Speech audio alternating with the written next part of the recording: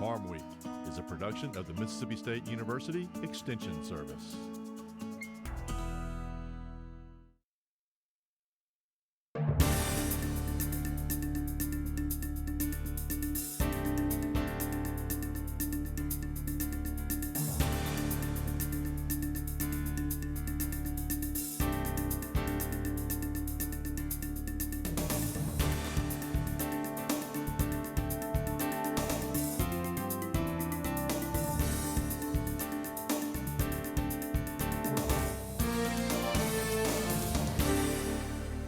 Good day, everyone. I'm Amy Taylor. And I'm Leighton Spann. Welcome to Farm Week. The House moved its farm bill to the Senate this week. Amy, on Tuesday of this week, the procedural move formally sending the legislation without food stamp provisions over to the U.S. Senate took place. As we reported last week, House Republican leaders split the farm bill into two parts, even though farm groups are opposed. Senate Ag Committee Chair Debbie Stabenow said on Wednesday it was her intent to go through the motions to send back our farm bill and ask for a conference committee. Meanwhile, leadership in the House is meeting this week, mapping out the path for the second part of their farm bill, the nutrition part with the food stamp provisions that is still pending. Once that is completed, this part will also be sent to the conference committee.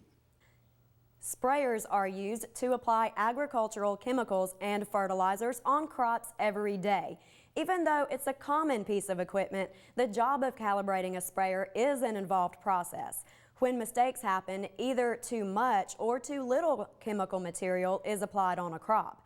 The Mississippi State University Extension Service is close to releasing an app or computer program that will help farmers properly calibrate their sprayers. The app will run on Apple operating system devices such as the iPhone, iPad, and iPod Touch. It's being developed through a grant to the Extension Service from the Mississippi Soybean Promotion Board. Zach Ashmore reports. When spraying soybean fields with herbicide or other chemicals, it is important that proper sprayer calibration is performed beforehand. This will ensure that the correct amount of chemical is applied to accomplish the intended task to keep costs low and will prevent over-application of the pesticide. However, correct sprayer calibration is time-consuming.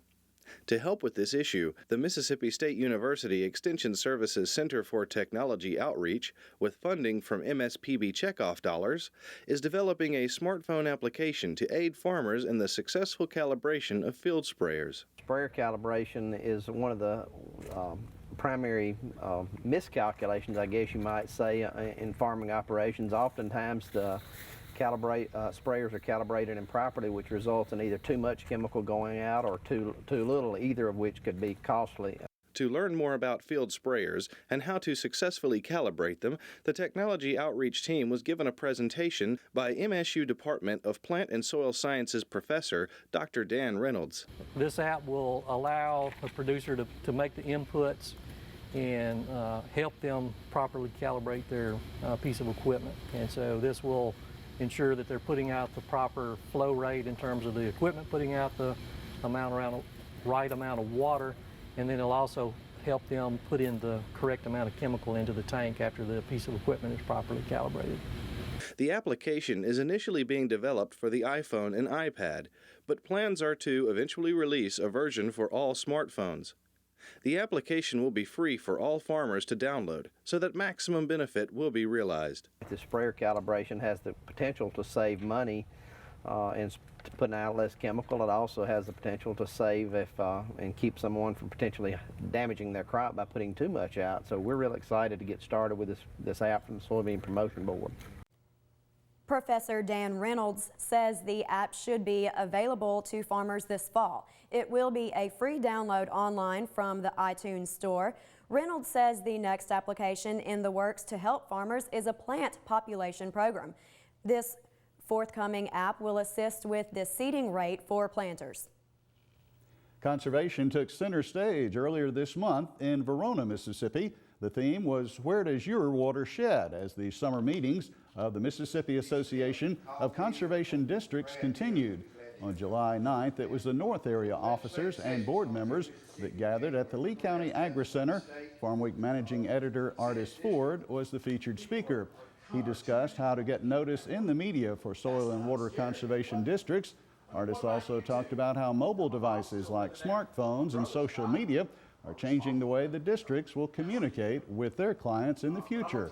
Winners of the annual poster contest and essay contest for the north area of the state were recognized as well as part of the program. MACD President Steve Cantrell of Amory says that without the local soil and water conservation boards, landowners would not have access to the federal programs available through agencies such as FSA and NRCS. The boards depend in large part on volunteers who know the problems associated with the land in a particular area of the state. And that's one of the issues that we face today is a lot of people are removed from the farm, so they're not directly associated with a farming operation anymore. So the local conservation district has had to kind of become a voice for conservation and letting the general public know the importance of protecting and preserving the land that we have. In a conservation-minded method. I say preserving, and that can give a negative connotation because we are conservationists. We believe in using the land, but we believe in protecting it as well. There is a conservation district for each county in Mississippi with a governing board of 5 members providing local input into federal programs. Gardens don't always feature just flowers. In this week's Southern Gardening segment, Extension horticulturist Dr. Gary Bachman will show how hardscapes can add interest to our landscapes.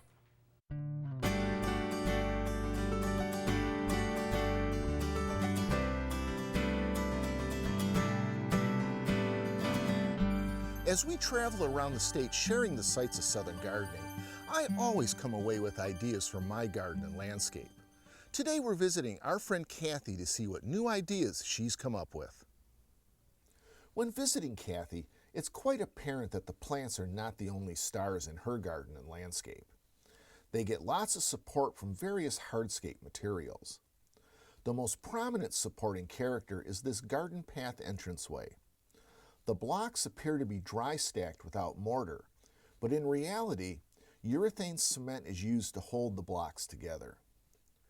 One of the most unique ideas I've seen is the pocket planting around the fire pit on the paver patio. Kathy has modified plastic planting trays to fit in the openings of the stacked paver stones. One area of her landscape always had problems establishing a good stand of grass. Kathy's solution was to install a dry creek bed. 2 to 3 inches of crushed limestone was applied to act as the creek. And Kathy even has a small bridge to complete the illusion. But we can't leave this beautiful garden without taking a look at a few plant combinations. One of the most attractive is the Echolipha firetails, with its red tassels and the dark green foliage with carmine red veins of bloody sorrel.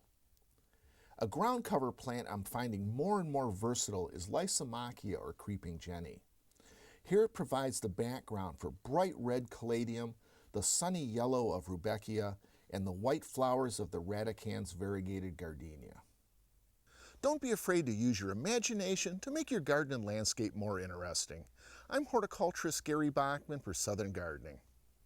Layton, Gary says use your eyes. Look in books, magazines, and your neighborhood for examples of hardscapes and then adapt the ones you like to your landscape. In the feature segment today, the Teachers Conservation Workshop turns 50 this summer. It's still helping Mississippi teachers learn how to incorporate forestry and conservation into their classes. And now time for the markets with Layton, and we've had a week to digest the monthly USDA crop reports. That's right, Amy. Some analysis of what the numbers mean for different commodities coming up, so let's get started. In the markets this week, a forecast of tighter ending stocks supports wheat prices. Analysts think the corn trade is likely to remain volatile, while smaller supplies are expected to help the cattle outlook. Traders say one commodity that appears to have received a little boost out of the July 11th reports is wheat. Ending stocks were pulled back, thus tightening up supplies for the U.S. as well as globally. Analyst Naomi Bloom says she expects to see a sideways, slow grind higher for wheat prices over the next 2 to 3 weeks. What I think we'll see for the wheat market is the bottom forming. And we'll probably see prices maybe be able to push 20 to 40 cents higher at that time, though. Likely a selling opportunity for the Kansas wheat, the Minneapolis wheat, the Chicago crop too. So make sure that you're selling the rallies when they come. Flip-flopping weather forecasts for parts of the Corn Belt have turned the national grain and oilseed markets more volatile. A less threatening forecast Wednesday afternoon shifted corn and soybean prices somewhat lower. Extension Ag economist Brian Williams provided some analysis of what's happening in the grain sector. What did the July 11th reports have to say as far as the U.S. corn crop? Well, on the corn crop, we saw two big things. First of all, they revised the production downwards based on fewer harvested acres expected. And then the other thing is the ending stocks, they revised up 10 million bushels, mostly on lower feed use and lower exports. What kind of description, how would you class this report as far as corn? I'd say slightly bearish, just given that there's more corn out there than what they were expecting before. Now, how is the market reacting? What's going on there since the reports? Well, on the day the report was released, things were still coming up just a little bit. But the day after, we saw across the board most of the crops lost ground the next day. As far as old crop corn, is this a time for farmers to be making sales, the situations that we're looking at here? Yeah, the old crop, I was just looking this morning at the Mississippi prices, and there's about $1 difference between the Mississippi cash prices and the September futures. So old crop prices are still holding fairly strong at this point. And opposite side of that, new crop, any marketing advice for producers as far as new crop corn? Well, the big thing with the new crop is that we're looking much better right now than we did a year ago. The crop conditions are looking real good. So we're gonna have a lot more, it looks like, corn. We might lose a few acres, but the USDA at this point is real reluctant to make any revisions downward until they have more information on that. All right, let's talk for soybeans just a moment. What did the reports have to say about beans? Well, on soybeans, the big thing, and it wasn't all unexpected, but the acres were revised up 600,000 acres. The reason I say it wasn't all unexpected is because most of that was revised upward in the last grain stocks report as well. So we're going to have ending stocks about 30 million bushels higher. Now, I know the day the reports came out, beans saw huge losses. Any surprise there? Yeah. The big thing, I think, was that there was a weather premium built into the market. The western half of the Corn Belt saw some dry conditions, and so that had built this premium in, and then having a slightly bearish report come out really caused some selling off by some of the speculators. Time for the trivia quiz on Farm Week, so let's take a look at our question. What was the first state to create conservation districts? The answer is one of these: Mississippi, Iowa, Georgia, or North Carolina. I'll tell you the answer at the end of the markets.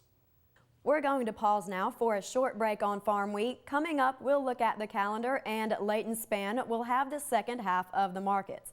In the feature segment today, the Teachers Conservation Workshop celebrated its 50th anniversary this summer.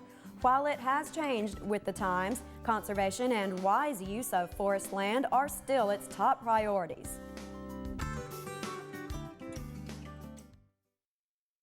Each year, many Mississippians are seriously injured or killed when farm tractors overturn.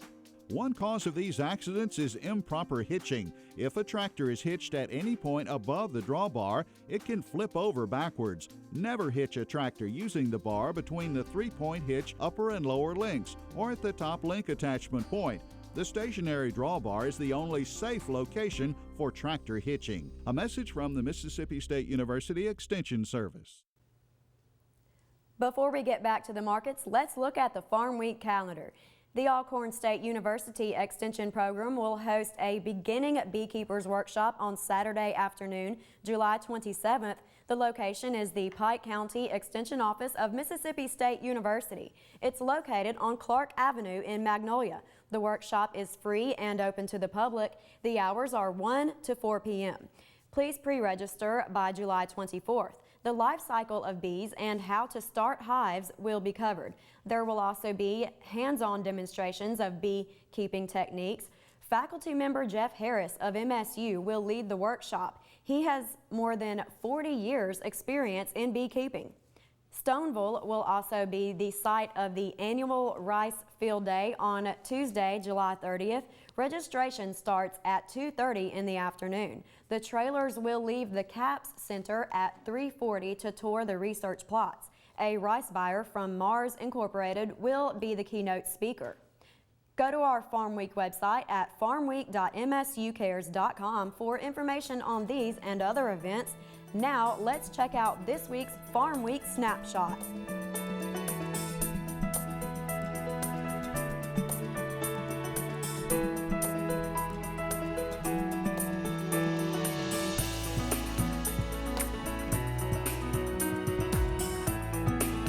Ahead of the Friday afternoon, July 19th cattle on feed update from the USDA, Dow Jones Newswires reports that analysts expect year-to-year declines in the major categories.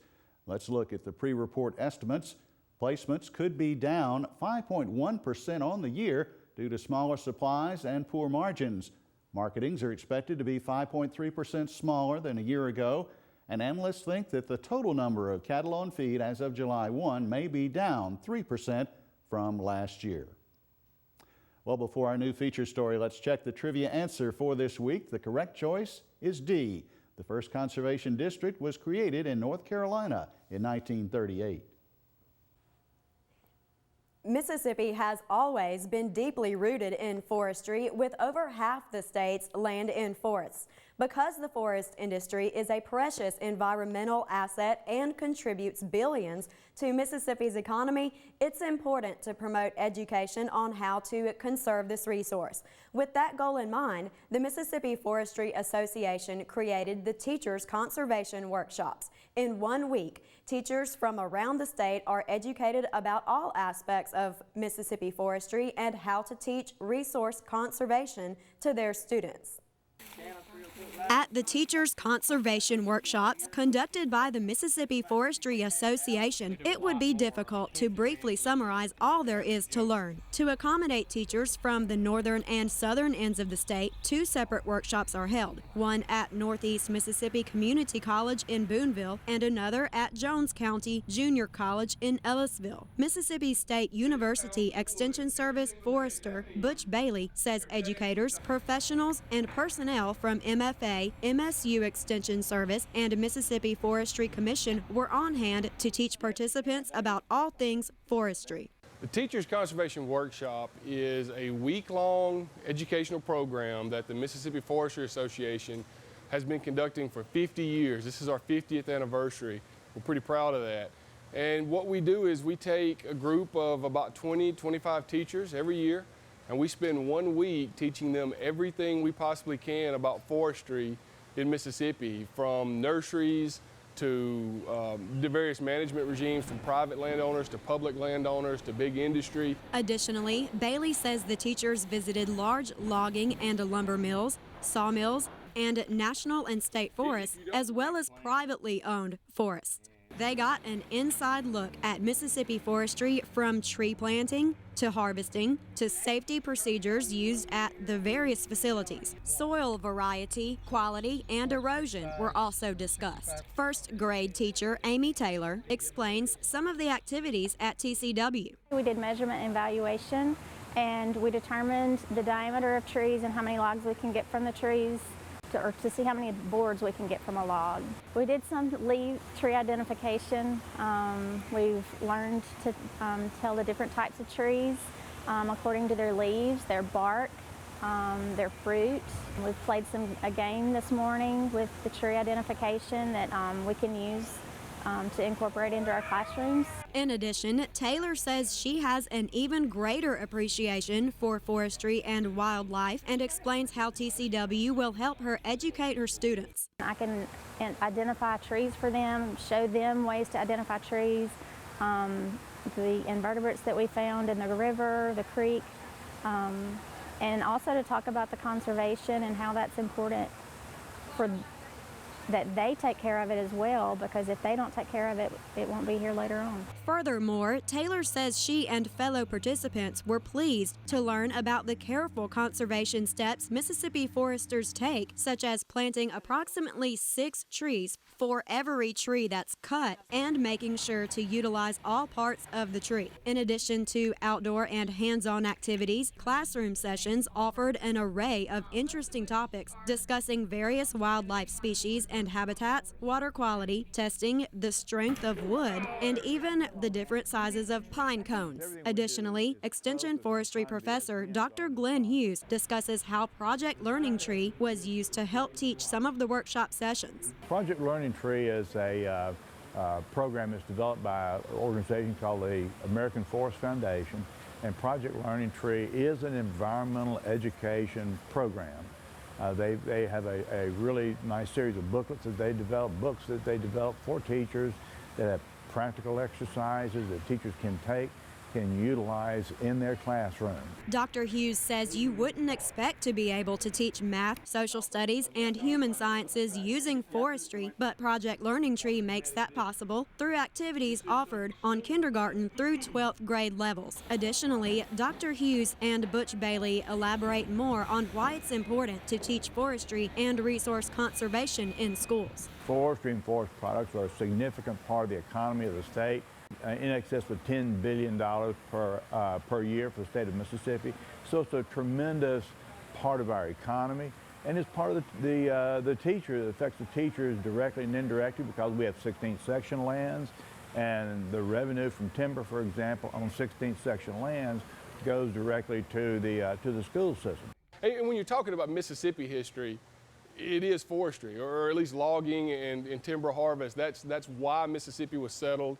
It's most of us who live in Mississippi now are here because our ancestors were in some way connected to the timber industry. Furthermore, educators at the Teachers Conservation Workshop recognized the priority of explaining the roles of various forestry-related organizations and institutes. For example, Mississippi Forestry Association Program and Event Coordinator Elena Pope says MFA is often confused with Mississippi Forestry Commission. The Mississippi Forestry Commission is your state agency headed by the state forester, and they have county offices throughout Mississippi, so you'll hear about your county forester or your service forester.